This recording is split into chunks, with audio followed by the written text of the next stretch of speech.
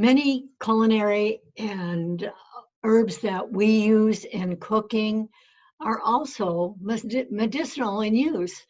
And today we're going to talk about two really very popular herbs, thyme and oregano, and how they're used both in culinary and how they're used to support health in our body. So my name is Mary Bourne. I'm a traditional naturopath, and my website is bornforhealth.com, and the name of my business is For the Health of It. So I'm very much into health, spreading health, sharing health. And I've been doing this for over 35 years. And I love sharing natural remedies with people because they've been around for hundreds, sometimes thousands of years, and they work. And they work on humans.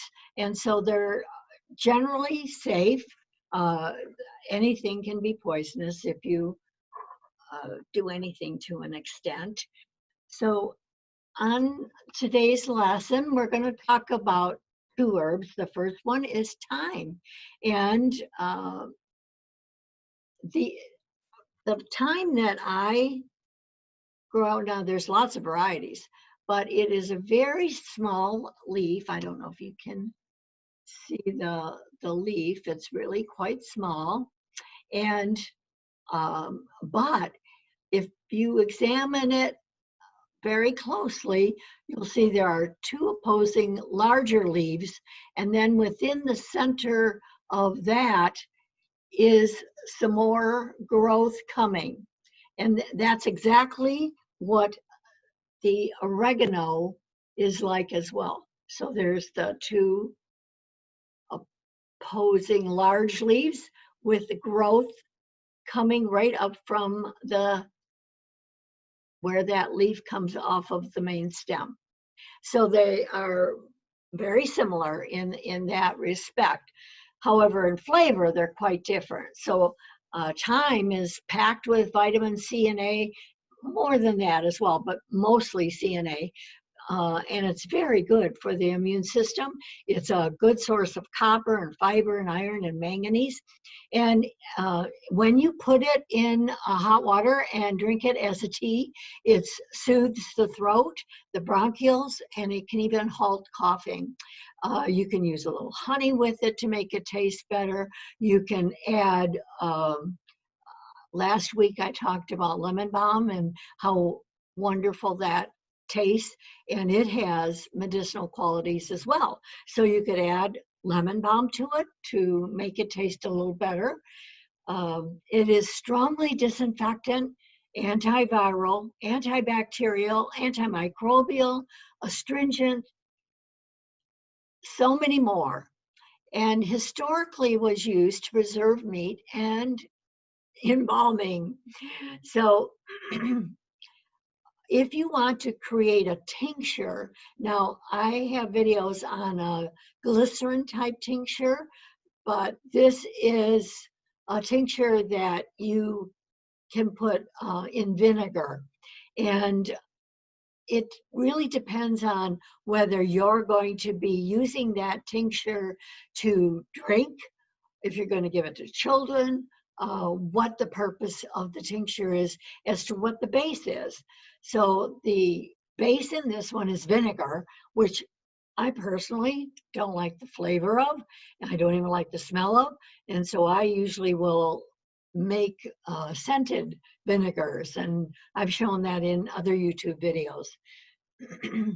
So in this one, you want to pack the jar with thyme. Now I use a half pint jar, and you can just pack it inside the jar, and you can add the lemon balm half and half, and then you add the vinegar and you cover the herbs with vinegar, and then you close it up with a lid and a ring, and you let it sit for a week. Now some people like to shake it up.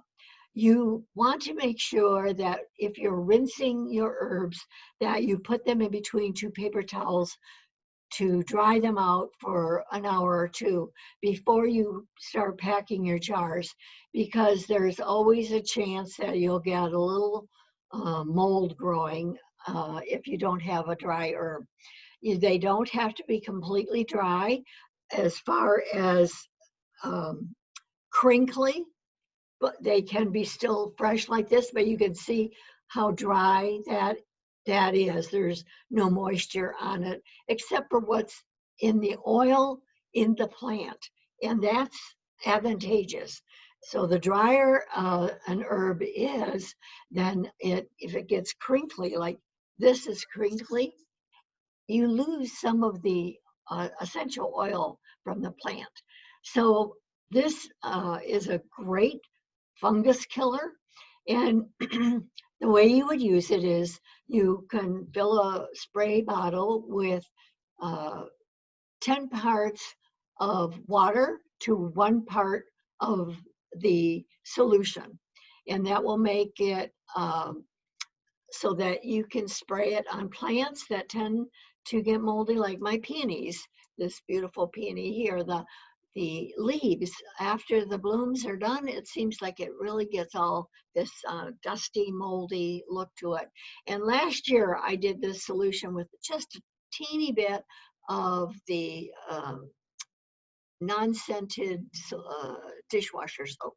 And that worked beautifully. So 10 parts of water, and that's supposed to be 1 part solution of your herbal vinegar solution.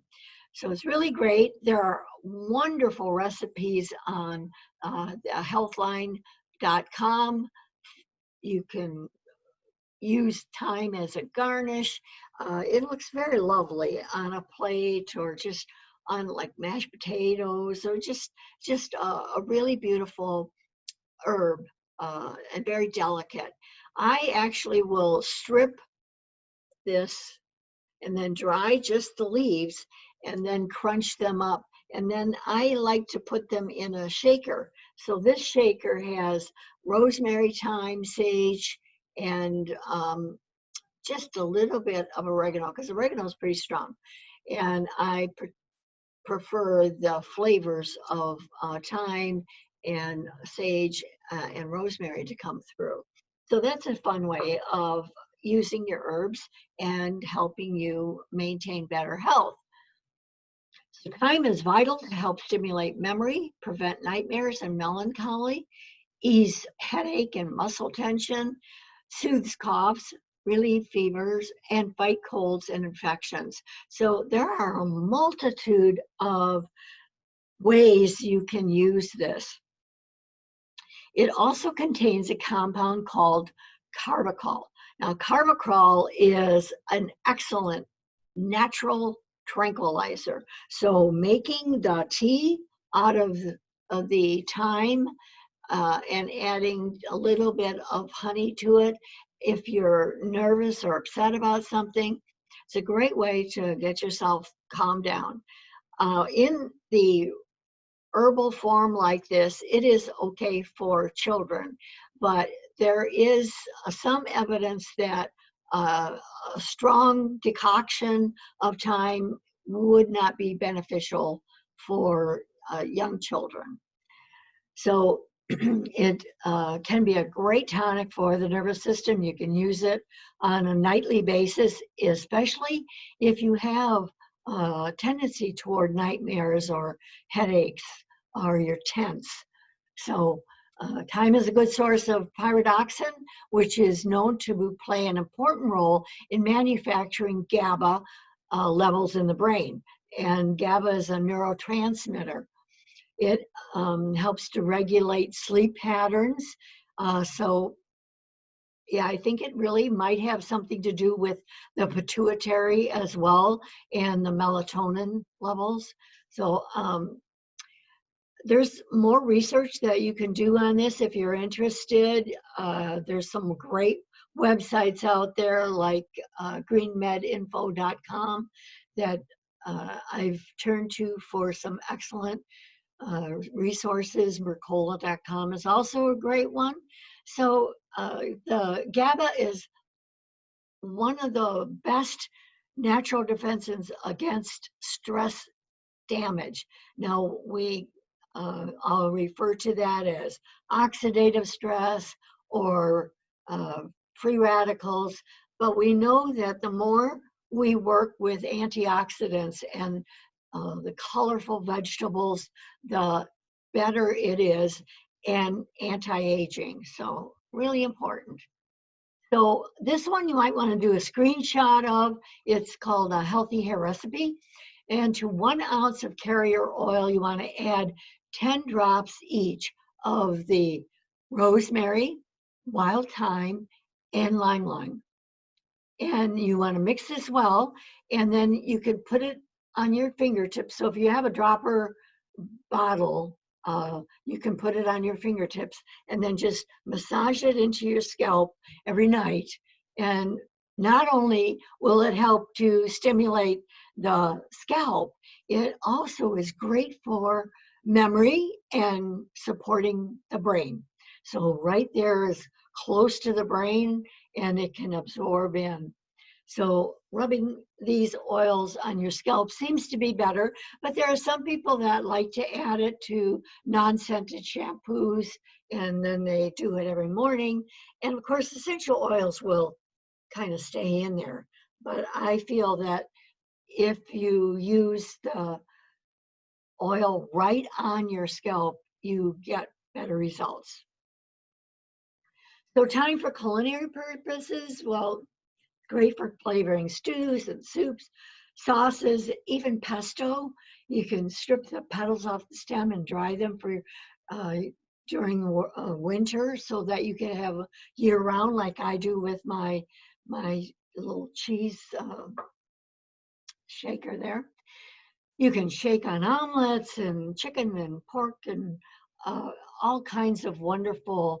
Uh, and remember, every time you do this, you're ramping up the health benefits of these foods. It's great in tomato dishes to add extra immune support along with the flavor. And there's a really nice thyme pesto recipe on food.com. So check that out. Parsley adds that green chlorophyll. So eating pesto is a really good thing. And I like to use raw walnuts rather than pine nuts. Pine nuts can be pretty pricey, but walnuts have a similar texture and flavor, and they're good for the brain as well. So fresh oregano is a great antibacterial agent. It has phytonutrients, thymol, and carvacrol, which fight infections such as staph. Now, we talked about the carvacrol before, but this one has an affinity to helping the body promote better serotonin levels. So both GABA and serotonin are what we call feel-good hormones. So oregano pairs well with thyme because it combined with the effect of the areas of the brain that we talked about. I don't know if I want to massage oregano into my hair. It's pretty strong, like I said. But it's loaded with antioxidants and can help prevent cell damage.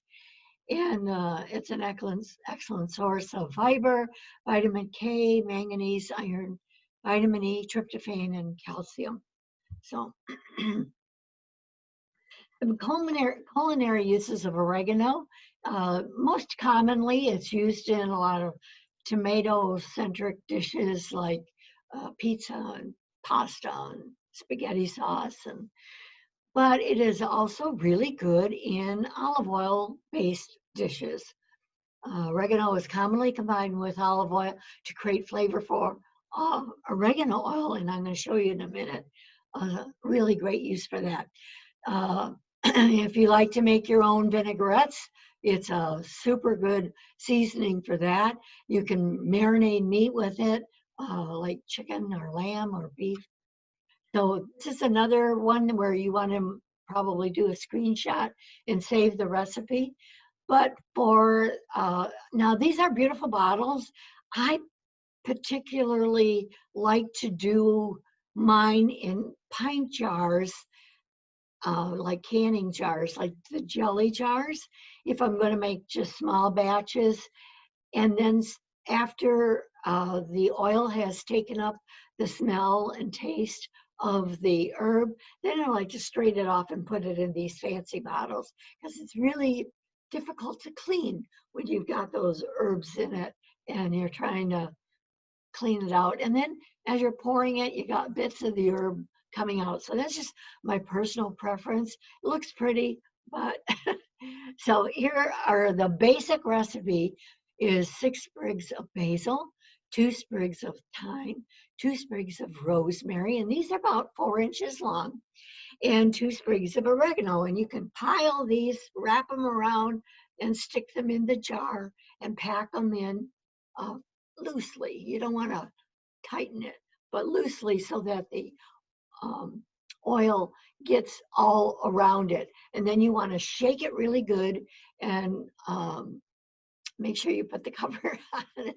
and shake it really good so that all of the herb gets that oil around it.